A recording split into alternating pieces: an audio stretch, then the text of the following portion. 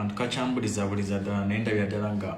kagenda kuyamba buli content creator kati kankateekeko tulabe katonda mba nkateekako nyiga wano kati nga keeteekako essimu ng'etambula yokka nga bw'ogiraba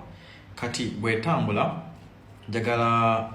ngiteeke mu position nga nsobola okukola tiktok video zange so kyengenda okukola ngenda kudaba clickinga wano then essimu ekyuke bweti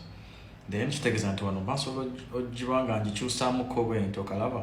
then wano osobola okuba wemanyagala entunula embulungi kati wano eba entunudde embulungi okiraba kati wemanyagala okuba nga nkola youtube videos then jukira nti kasita owepositioninga bwenti n'okyusaamu board yo esigalayo okiraba kati kyemba ngenda okukola wano bagenda kunyiga bwenti ne bwenti ne bwenti then bwenanga tekyuka kale kansooka ngikyuse bwenti nabo bekyuka